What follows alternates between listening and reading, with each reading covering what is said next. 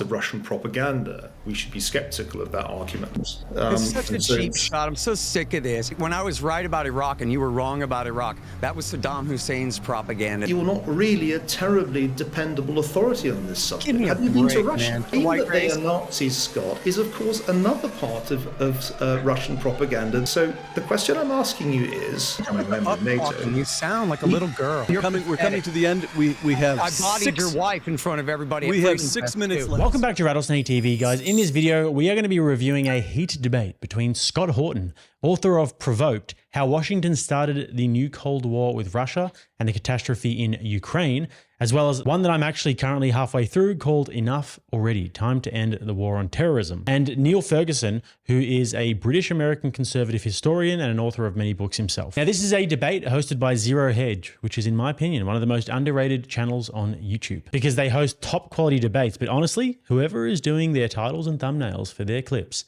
needs to be tried for crimes against humanity. So Zero Hedge, if you need any help spicing that up a little bit, just let me know. I'll do it for free. Anyways, I've seen Neil on a few podcasts and always found him very interesting and intelligent, and am also a big admirer of Scott's work. He's extremely rigorous with his books.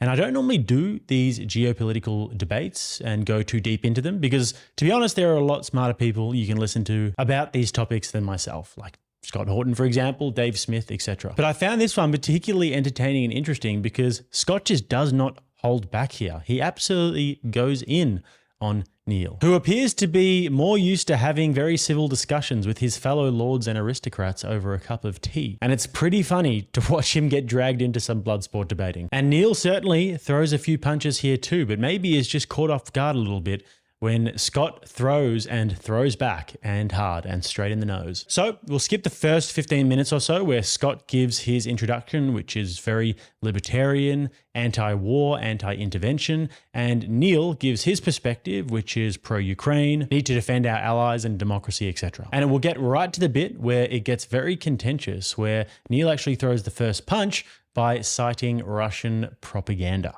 So with that, let's get into it. Since the war in Ukraine began, these are the latest statistics I was able to find scouring the web, the Russians have lost 120,000 dead and 500,000 wounded.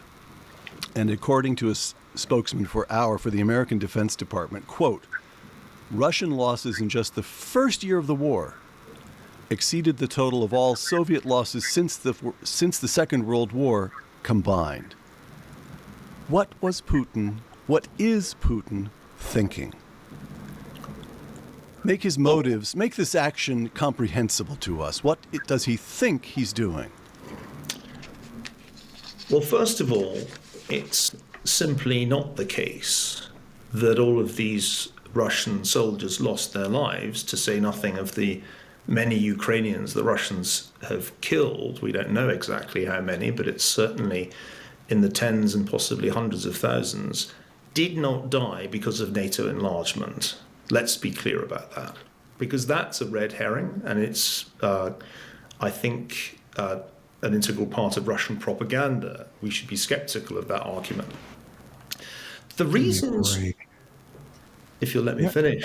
Everything you say is CIA propaganda, then, if the other side of the story is all Russian propaganda. Scott, I'll come back to you. It's such a cheap shot. I'm so sick of this. Yeah, every time when I was right about Iraq and you were wrong about Iraq, that was Saddam Hussein's propaganda that I was repeating, and that was MI6 and CIA propaganda that you were repeating. Who was right about that one, Niall? Shall we, it's pronounced Neil. It's Neil. Okay, whatever. The question. Scott, I'll come back to I was repeating Saddam Hussein's propaganda in 2003. Scott, that's Iraq. We're on Ukraine. We're on Ukraine. And Neil's talking. Go ahead, Neil. If you could let me try to answer the question that Peter put. Mm-hmm. Putin regarded Ukraine... Talk faster. You're wasting time. Perhaps you could learn some manners, Scott, and we could get further. Perhaps you should learn some manners, Scott. Maybe a little bit of overkill there by Scott, but you can tell that he's super frustrated and just over this Russian propaganda line. And to be honest, not a bad tactic to just hit back twice as hard when somebody says this. Because if you don't do that, then they'll think that they can just get away with it. Because propaganda is an extremely useful and necessary tool during war. Let's just face it. Everybody uses it. The West is absolutely saturated with government propaganda. We see it everywhere, from Hollywood to mainstream media to sports and entertainment, with athletes and entertainers being either paid or blackmailed to parrot the current thing. And these political movements and agendas we see, like BLM, COVID, Ukraine, feminism, etc., they're not coming from a place of being progressive and benevolent. No, they all serve the interests of extremely powerful entities like NGOs, super PACs, shadowy organizations, etc. They say follow the money, and when you actually do follow the money, it all starts to make sense. Now, I think that there is a blurred line between what is good and bad propaganda, though, if you ask me. Because propaganda is inherently obviously biased. But if it's biased towards something good, then I can't really fault it. If there is a lot of propaganda about the nuclear family, for example, and spreading that, and a bias towards that, then that's a good form of propaganda. But if it's not grounded in reality, and if it consists of a lot of lies, and if it is aimed towards a sinister agenda, then that's obviously bad. But anyways, the reason why this is particularly insulting for Scott is because as an author and a journalist, what you want to do is you want to let the facts be the boss. You want to be able to identify a problem or identify a story and let the facts lead you where they will. And you don't want to be led by ideology or money or any sort of sinister propaganda. And Scott is actually an exemplar of being rigorous when it comes to his research and just going off pure facts. And he cites everything in his books to ensure this. So from one author, academic, journalist to another, to say that you're sort of parroting this Russian propaganda, it's pretty below the belt. So let's carry on, guys. But before we get there, please don't forget to smash that like button as hard as you possibly can. And if you are enjoying the content, then you can subscribe to the channel if you'd like. Plus, quick reminder, guys, all of the reality-based store links are going to be below if you have not checked out our amazing based merch. Let's get back to it. Take a moment to explain what you mean, Scott. For our listeners, what took place in 2014, the revolution, or the coup according to some, revolution according to others. Take a moment to explain that, would you please? Well, it was essentially a street putsch. It wasn't exactly a coup like the general overthrew him and replaced him, but it was a right-wing putsch in the street led by the descendants of those who served Hitler in the war, in the OUN, in World War II. The direct descendants. I demonstrate this. Don't shake your head. I demonstrate this with absolute hard facts and the best Holocaust historians. Who was overthrown and by whom was he replaced? That's exactly who they were, was the right sector and the Svoboda Party are the direct descendants of those who served the SS in the Second World War. And they were the ones who led the putsch on American dollars to force. And by the way, let me say this, I think is so important. People said that Paul Manafort was Russia's agent controlling Trump, and before that he was Russia's agent working with Yanukovych. But he was in fact representing America's interests because Yanukovych was not so pro-Russian. Yanukovych wanted to sign the association agreement with the European Union, and Manafort's entire job working for him was trying to help him accomplish that. There's an excellent interview of Manafort, who I would disagree with about this stuff. You can watch this great interview with him with Patrick Bet-David, where he explains all this. And what happened was, and even Henry Kissinger, who you're writing a biography about, you might look this up, it's in The Guardian. Henry Kissinger said it was all Angela Merkel's fault because she played too hard of hardball. She wasn't willing to give easy enough loan terms. She was demanding too much austerity. And she, according to Henry Kissinger, was the one who ruined the deal. And so once Scott, she ruined the deal... The argument is that in 2014, a pro-Russian leader of Ukraine was overthrown by right-wing interests in Ukraine, cooperating with the United States funding and cooperating with right-wing interests in Ukraine. They overthrow a more or less pro-Russian leader of Ukraine and replace him with a pro-Western leader of Ukraine. That's the argument about 2014? Well, that's what I'm saying. This is what happened in the end of 2013 that got it kicked off, was he refused to sign this EU deal. I stated that correctly.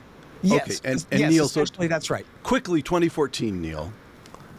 And let me add one sentence to that. Let me add one sentence to the way you sum that up, okay? Which is, after the putsch was successful, all former Ukrainian presidents signed a letter.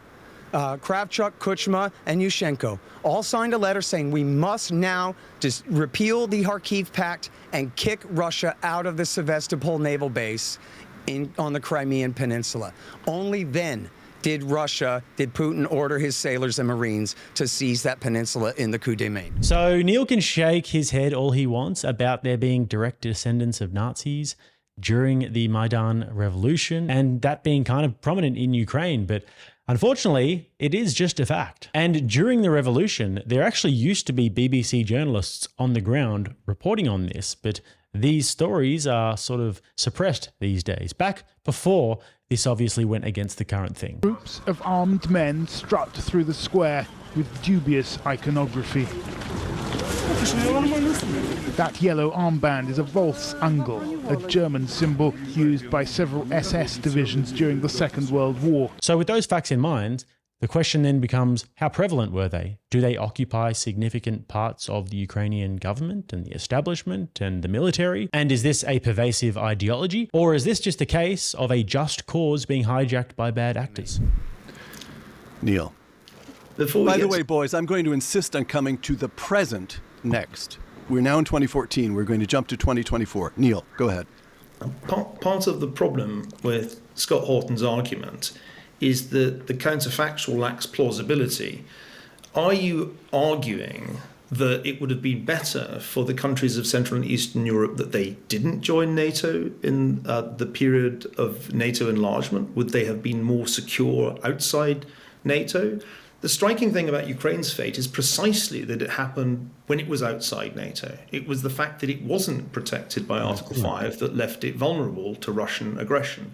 So one obvious lesson of NATO enlargement is that it certainly benefited those countries that were fortunate enough to become NATO members. Ukraine's No, but you're begging the question. You're assuming that there was a threat to them at all. You could let me finish. Let Neil. One of the obvious problems about Ukraine's situation was that it was offered NATO membership, a path to NATO membership after 2008, but that was never sincerely intended, leaving Ukraine and Georgia in a kind of limbo with some possibility notionally of NATO membership, but no likelihood of its happening. And of course, both countries subsequently were the victims of Russian military aggression. So the first and obvious point is that if you're not in NATO, you're far more likely to be the subject of Russian military aggression than if you are in NATO. QED, it was eminently sensible for the Czechs, for the Poles, for the Baltic states to join NATO.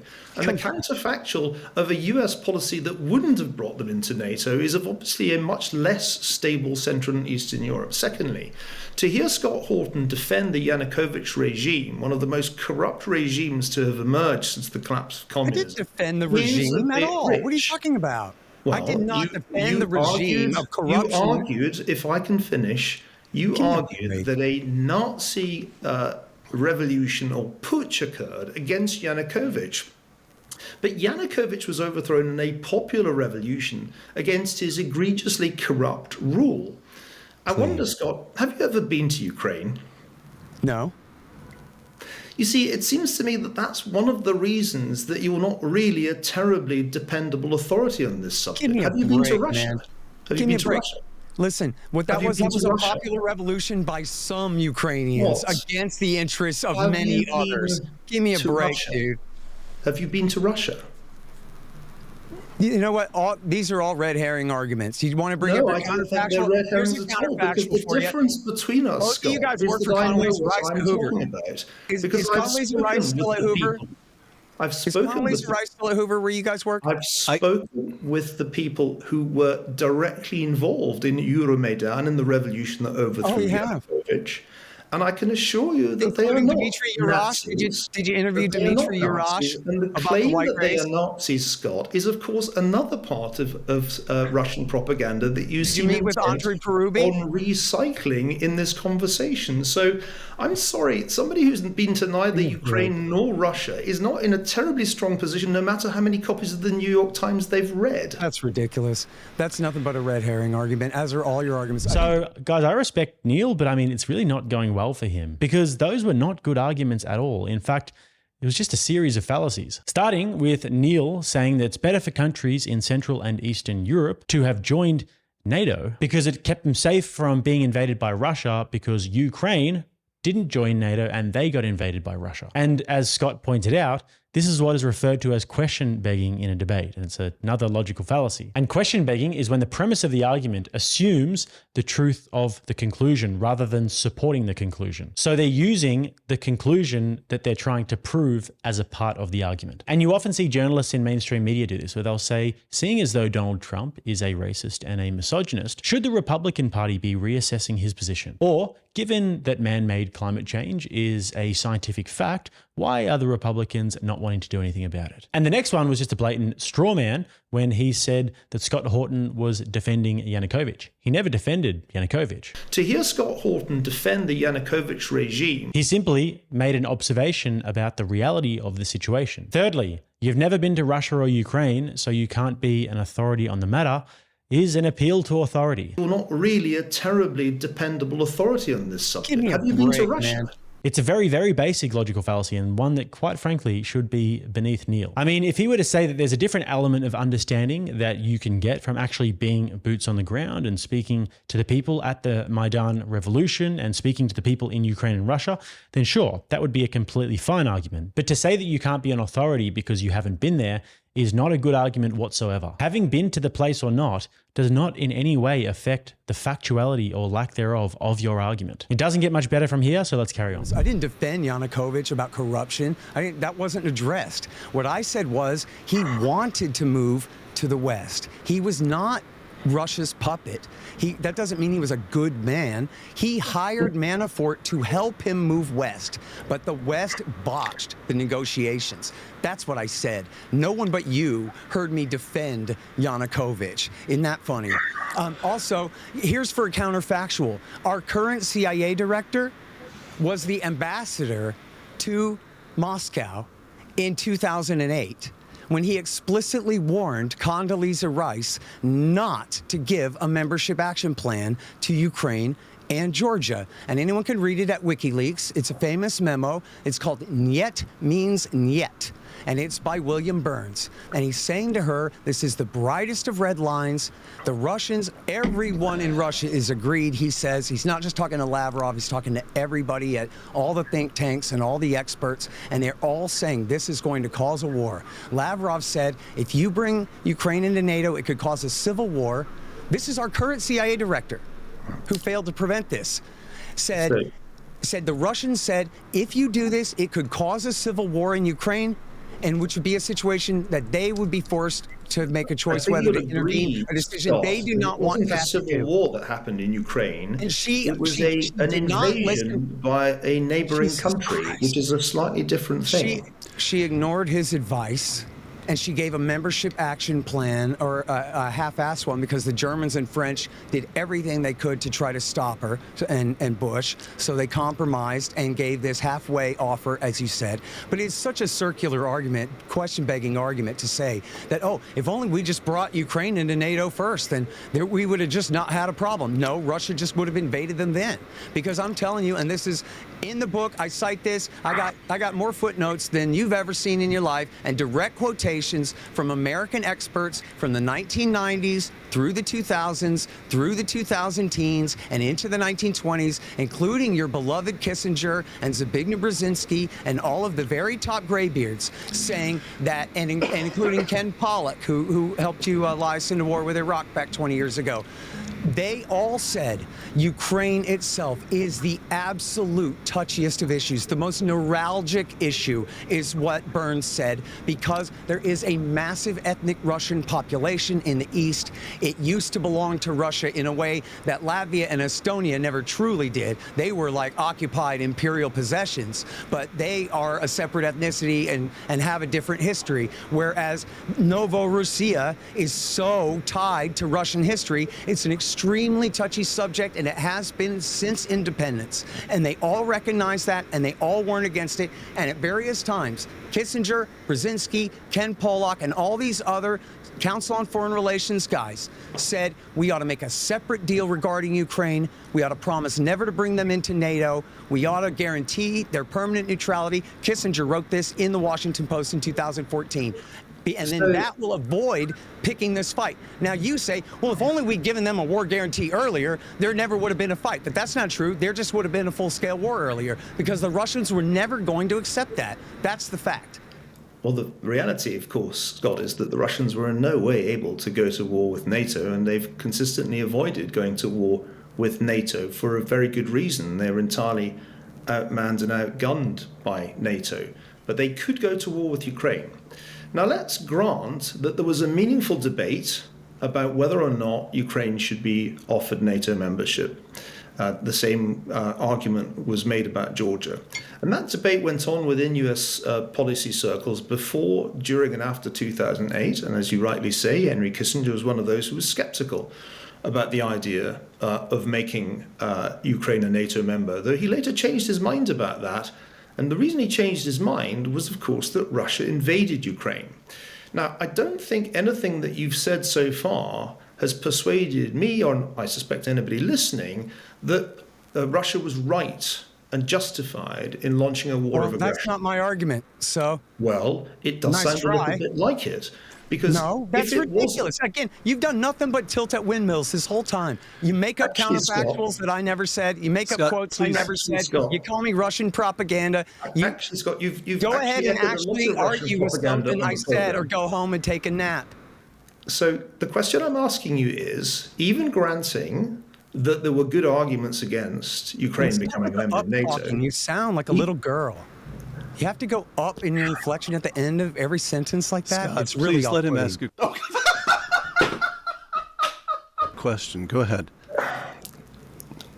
I'm showing as much patience as I can with a rather juvenile debater. So, not necessarily productive for the debate to make fun of his British accent and his little British inflection, although it was funny. You sound like a little girl. But for Neil, once again, strawmanning Scott's position. His position is not that Russia was justified to invade and that it was a good thing that they invaded. His position is that there should be diplomacy. His position is that there were many, many off-ramps before the commencement of this war. Like Scott says, his book is called Provoked, Not Justified. But this is kind of the story of the debate, actually, because at the beginning of the debate, the bit that we missed and a little bit of the part that we watched, I think, you can sort of see in Neil's reflection of his glasses that he's got his screen up, and you can see by the way that his eyes are tracing whatever he's reading that he's in fact reading his argument. And, I mean, he's well prepared for the debate. That's good. But then when he's dragged into slightly deeper water where he has to sort of think on the fly and respond to Scott's arguments, you see a lot of these logical fallacies pop up. Scott, on the other hand, is obviously a repository of information and knowledge when it comes to these sort of geopolitical affairs, because he's just done so much research into this, and it's literally what he's dedicated his life to. And it's not to say that Neil isn't knowledgeable, because obviously he is a very smart guy, but in terms of this debate, I'd say it's just been straight 10-8 rounds for Scott. Anyways, let's carry on where Neil questions Scott a little bit more about what he thinks that the West should have done when Russia invaded Ukraine. Mm-hmm. If you grant all of this, it doesn't make Russia's invasion of Ukraine legitimate any more than, say, Saddam's invasion of Kuwait was legitimate. I didn't say unless you're going to argue that this was a justified invasion, what exactly is your position? Were we wrong to resist it? Were we wrong to support Ukraine in defending itself against invasion? What's your position on that? I don't understand. Well, you know, you wrote this article in Bloomberg News, Putin and Biden Misunderstand History in the Ukraine War, that came out in March of 2022, where you said, you quoted David Sanger from the New York Times, and you also cited all your own sources, and I'm paraphrasing here. Anyone who's anyone in Washington and London knows that the goal here is to lock Russia into a long-term engagement in Ukraine at the expense of the people of Ukraine's lives in order to weaken Russia. That's your great article. We've all cited it so many times. You wrote in here that prolonging the war runs the risk of not just leaving tens of thousands of Ukrainians dead and millions homeless, but also of handing Putin something that he can plausibly present at home as victory. Betting on a Russian revolution, which is what they were saying, yeah, we're going to win this war and it's going to weaken Russia and his government's going to fall. And you said betting on a Russian revolution is betting on an exceedingly rare event. Even if the war continues to go badly for Putin, if the war turns in his favor, there will be no palace coup. And so you were cautioning against extending the war. You explained in here, you said, this explains why Joe Biden is so quick to level the accusation that Vladimir Putin is a war criminal, meaning to preclude the chance of peace negotiations, to prevent peace from taking place. Isn't that right? This doesn't change anything about the question I asked you, which is, do you think we were wrong to support Ukraine in its war of self-defense? I'm just agreeing with you, agreeing with me here, that of course it was wrong. You're diametrically opposed to me. You just explained that this isn't a war of self-defense. It's a war of America bogging down Russia to weaken and break Russia. You're the source for it, sir. What are you talking about? Scott, it has nothing to do with defending Ukraine.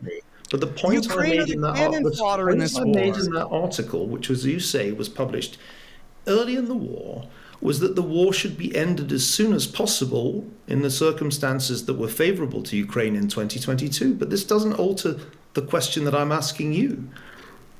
Are we wrong to have supported Ukraine in its war for its independence against Russian aggression? Well, you're assuming the premise that history begins on the 24th when the Russian tanks roll in, and then what should we do then? But why do you get to frame it that way? Invasions do have a date, and we all know the date when the Russians invaded Ukraine. We also all know the date. Are you arguing that we should simply have let them roll over and take control of Kyiv?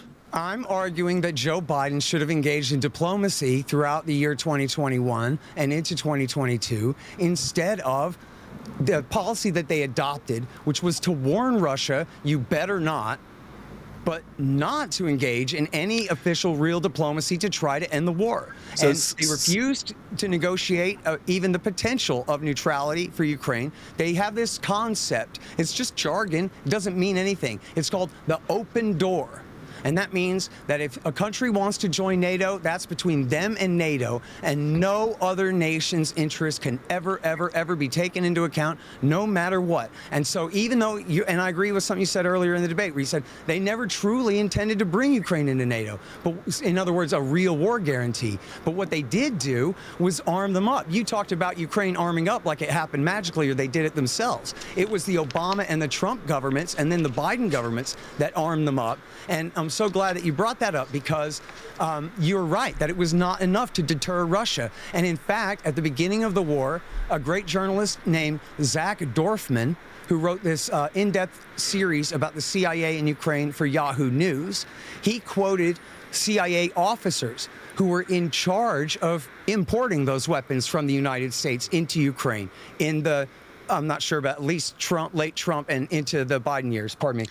But clearly Ukraine needed weapons. Just because I stopped to drink a Dr. Pepper doesn't mean you get to jump in here. I'm going to jump in. Scott. These CIA officers told Zach Dorfman that they warned their bosses to warn the politicians that you have miscalibrated. By pouring these weapons in, it's not enough to deter Russia, but it is enough to provoke them. It's enough to make them feel like it's now or never, which is what you said. That was why Russia invaded, because Ukraine was building up and it was now or never. But it was America that was building them up and putting them in the situation where it was now or never. And that's Scott, why you omitted that part of it, is it was foreign intervention that made it that way. So the question that Neil is asking here can't really be answered with a yes or no. It actually requires quite a lot of nuance, and it's a very loaded question because he's smuggling in the assumption that the war started when the Russian tanks crossed into eastern Ukraine. And this is obviously not the case. There's a lot more history to it than that. And Scott does well here, and he's done well, to be honest, throughout the debate to not take the bait. Despite being accused of Russian propaganda and all of these sorts of things, which is getting pretty boring by this stage, and the argument is actually nonsensical, and you could just so easily flip the mirror or flip the script on them and say, okay, well, everything that you're saying is just Ukrainian propaganda, or everything that you're saying is just CIA propaganda. And now to finish it off with another very heated and contentious moment, but an interesting one nevertheless, where both gentlemen talk about what they think is next and how this may or may not end. The Russians invaded in February of 2022. Since then, the United States has given Ukraine $60 billion in military assistance. These have to be round numbers, but these are the best I could find. And over $100 billion in economic and humanitarian aid. Too much or too little? Scott? Well, look, the whole thing should be called off immediately. We need to negotiate. The high watermark of Ukraine's effort here was in September of 2022. when they had their brilliant feint in Kherson. They retook half of Kherson, and they retook essentially all of Kharkiv then. It has been all downhill from there. Former Chairman of the Joint Chiefs of Staff, Mullen, and the current, at that time, Chairman of the Joint Chiefs of Staff, Milley, both said, now's the time to negotiate while you're only this far behind. The rest of the establishment, the White House and the media, they all said, no, no, no. As much as it takes, for as long as it takes, until Ukraine is restored to 2013 borders, including Crimea and the rest, which was always an absolute pipe dream. And by pursuing that, with the failed escalation of 2023 and the absolute grind of a war that's taken place in the Donbass, they've done nothing but lose territory since then. And the Americans do nothing but insist that they lower their conscription age and lower the age at which they send new cannon fodder into battle to die in a losing war. And people can dress this all up as virtue. We can't abandon our friends and all these things. But that was what they said about Afghanistan for 20 years. We're backing this Afghan national government and its army, the Tajik and Hazara and Uzbek coalition, to keep the Pashtun Taliban out, but it didn't work. And we got hundreds of thousands of people killed, and in the end, lost the war anyway. And that's the same thing that we're doing here. It's the same thing that happened in Vietnam. These ATACMS missiles aren't game changers against Russia. And so I'm sorry to be the bearer of bad news, but unless you're willing to actually lower the conscription age to 18 and do mass conscription and send them all to the front, which they're not willing to do because they're facing a terrible demographic crisis right now. They're only sending middle-aged men to the front to fight. They're not willing to risk their young men. And Lindsey Graham demands that, no, lower the age. Send younger and younger men over there to die in a war that they've already lost. The question now, gentlemen, is whether the Russians are going to take Kharkiv and Odessa, or whether we're going to be able to negotiate a peace before it gets that bad. This NATO issue we began with is important. Peter, if I may just make one point. Scott regards this as a sort of flashpoint and a major reason why war happened. Finland, of course, is now a member of NATO, one of the unintended consequences of Putin's invasion of Ukraine. And Finland is in many ways as big a problem from a Russian vantage point as Ukraine. Scott, are you expecting Vladimir Putin to attack Finland next, now that it's been part of NATO enlargement? Well, I certainly hope not. It's clearly could be construed as an offensive threat to them. And but why you realise why it won't happen, don't you? And the reason is that it's a NATO member. I can't hear you when you're trying to talk over me. Were you going to put more words in my mouth? Go ahead and try. My point is just that the reason it won't happen is that Finland is a NATO member. And Ukraine's problem, as I said before, was that it was never a NATO member, and that's what made it vulnerable. Anyway, Scott, question. That's funny. Wait a goddamn minute. Listen, Russia never invaded Finland this whole time. We just brought what they would have, but we just brought them into NATO last year. We just brought him into NATO last year, and Putin said when America brought Finland in, they asked him, he said, listen, we're against this, and it does create new strategic problems for us. On the other hand, we don't have an ongoing border dispute with Finland. We don't have nearly complicated politics in dealing with Finland as we have in Ukraine. Ukraine is an entirely different issue. In Finland, the danger is Western military forces being based there. But there's no ongoing crisis as far as, for example, millions of ethnic Russians whose liberties are being threatened on the other side of the border, as was the extremely complicated and dangerous situation in Ukraine. So, just for the record, you're just always begging the question. Listen, there was no threat to the rights of ethnic Russians in pre-war Ukraine. That's not true. That is not true. That is not true. And I document in the book the myriad ways in which the Russian language and Russian speakers were being persecuted. Their language was being why did the civilian population of eastern Ukraine not welcome the Russians then? Why did they fight them? I'm sorry, I'm not following you. Well, there's no such thing as the people of eastern Ukraine. There are many people in eastern Ukraine who absolutely did there are many dead people in eastern Ukraine, thanks to your friends, the Russians. Keith, my friends, the Russians, you're pathetic. Listen, Keith Gesson, my friend from the New York Times, was there and witnessed hundreds of thousands of people vote yes on independence in 2014. And it wasn't because he loves Russia. It was because they felt that they were being attacked, militarily attacked by their own, what they thought was their own national government protection force in Kiev. And so they were turning to others. The staggering thing about this conversation is your almost total ignorance of Ukraine. I'm really wondering why we're bothering having it. What's amazing is you don't know anything about what I know about Ukraine. And what's really amazing is that somebody like you... Take a trip there, Scott. How about take a gentlemen, trip? Gentlemen. The war in Iraq, a British imperialist who said that we need to get 7,000 Americans killed in Iraq for your interests is allowed to show his face in public and argue public policy anywhere, ever. Scott, we're coming to the end. We have I bodied your wife in front of everybody. We have 6 minutes left. What did he say? Okay, so that one got too hot to handle there, guys. Bro said I bodied your wife.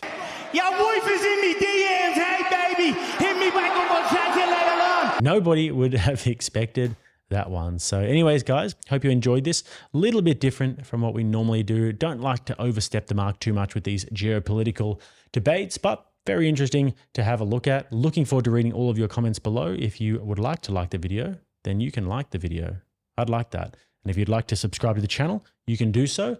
Also, Reality Based Store is down below. If you haven't checked it out, most based merch in the entire globe. If you'd like to watch another one, right here. Next time, I'm Jake. This is RattlesnakeTV, keeping you armed and dangerous.